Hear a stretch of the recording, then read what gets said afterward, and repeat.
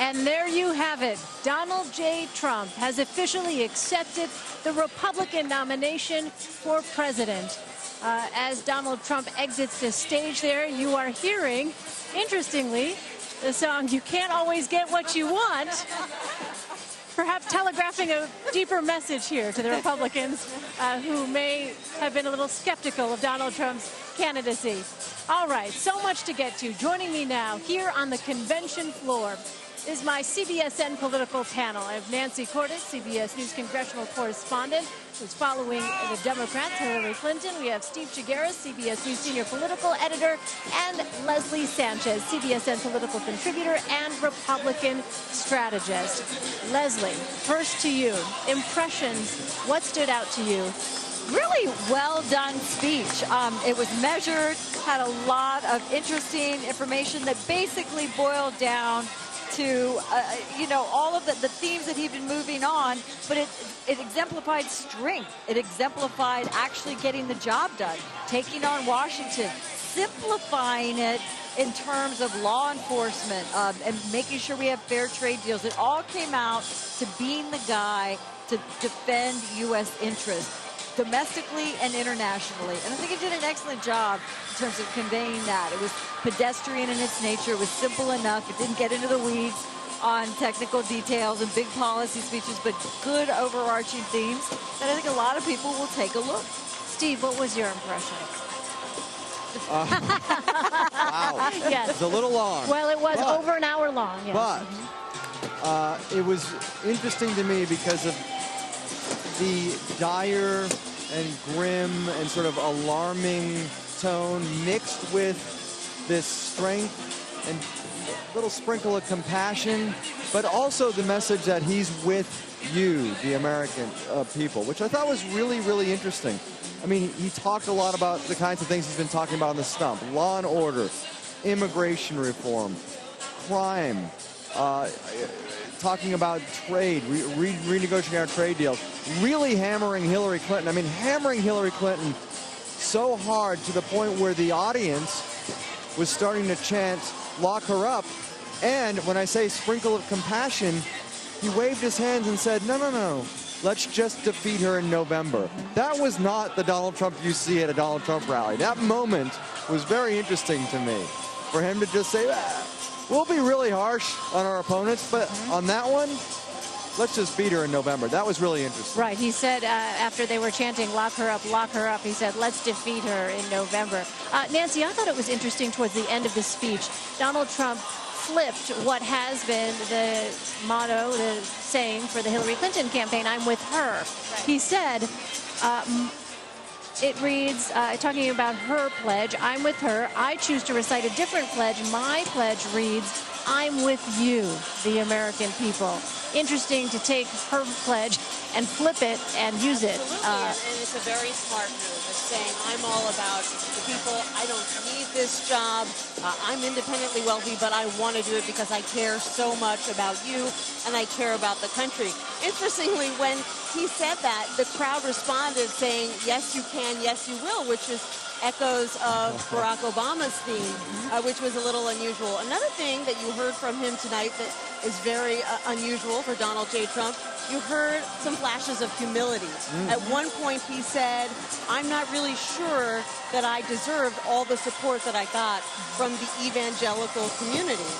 And that was really sort of an astounding comment coming from Donald Trump, whose motto is never show weakness. Almost introspective. Right. That's something we haven't seen. Well, right. Remember, we were talking about this before the speech, and we were talking about all the character witnesses, whether it was family or friends or business associates, and we were wondering, is that ever going to show on the stump or during a speech? And there was a glimmer of it, just a glimmer of it. It's an hour-long speech, but he really, Hour and 15 and 8 seconds, I'm told. So to have 30 seconds of introspection, I think, but still, for Donald Trump, that is very notable. You want to say something, no, Leslie? I think on that theme, when he was talking about his dad, you don't really hear about that very much. You know, he's talking about Fred Trump, smartest, hardest working man I know. Basically, because of him, I learned at a very young age, hard work, respect working people. He did have a very good conveyance of respect. Respecting the worker, respecting the family, respecting law enforcement, respecting our laws. it was very consistent and probably the most powerful theme all the way through. Steve, one thing also that stood out to me when he was talking about visiting laid-off factory workers, communities crushed by horrible, unfair trade deals. He said, these are the forgotten men and women of our country. They're forgotten, but they're not going to be forgotten for long. He went on to say, I am your voice. That was one of the biggest applause lines from this speech. Right, and he repeatedly talked to the American people, right? You know, everybody talks about how Donald Trump's got a huge ego and he's in this for himself. Well, this speech, I think, was trying to flip that and say, no, I don't need this. I'm doing this for you, the American people. Now, whether people buy it or not, that's another story. But interestingly, he's framing this as, I am doing this for the country that I love. I'm doing this for the country that I think is not as great as it could be. Or he used a lot of other dark adjectives to describe the state of the country, but said, I want to do this for you, and I'm going to make America great again for you. And that's been a criticism of Hillary Clinton, right, in some of her rhetoric, not having you as much as I. And there was a whole bunch of criticism that was heaped on this speech as it was happening by the Clinton campaign. We were getting email after email from them challenging some of his assertions. Interestingly, one of the assertions that they pushed back the hardest on was the notion that crime is on the rise here in the United States. It was one of the earliest things he said in the speech, and he basically set up the speech to say, we are really at a breaking point here, and I'm going to be the person who's going to come in and make you safe again. It was like Sheriff Trump up there telling people that, that he was going to turn this crime problem around. And so you had a lot of Democrats on Twitter and the Clinton campaign pushing back and saying, this is something that has been rated pants on fire, that yes, there has been a homicide spike this year in a couple of cities, but overall violent crime has been on the decline for decades. The other part of the speech that I thought was particularly interesting was when he talked about the system being rigged. At one point, he said, I have joined the political arena so that the powerful can no longer beat up on people who cannot defend themselves. Nobody knows the system better than me. And there was a dramatic pause at which he stopped. He kind of shook his head and shrugged, and people here, you could hear them in the hall, were laughing. They enjoyed that. They got the joke.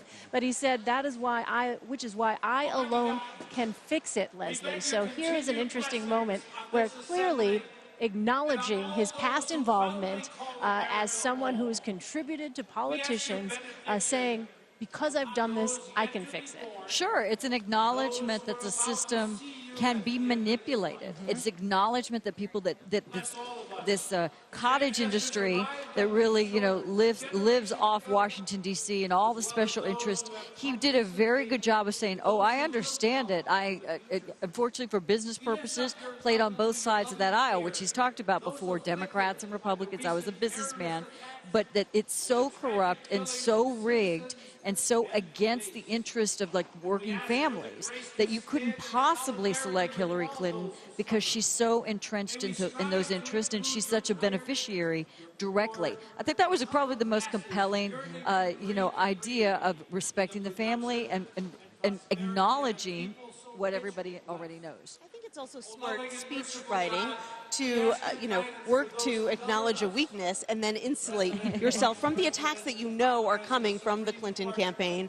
That's obviously going to say, oh, he's so hypocritical. He says he can fix a system, but look at him. He's been putting money into that system for decades. So, that was a clever approach. And, Nancy, he weighed yet another appeal to Bernie Sanders supporters. Right. Talking about how he didn't have a chance. He never had a chance. He also said his supporters will join our movement because we will fix his biggest issue, trade deals that strip our country of its jobs and wealth. So the polls don't show that there is some mass exodus of Sanders supporters to Donald Trump. Sure, there is some interest, and then there is some crossover appeal. People who like an outsider, people who like someone who they feel is telling it like it is. But Bernie Sanders has done a pretty good job of telling his supporters, hey, nothing to see here, guys. Yeah. And making the case that Donald Trump would be, in his words, a disaster for the country. And, you know, and so people who really admire Bernie Sanders are probably going to hear that message.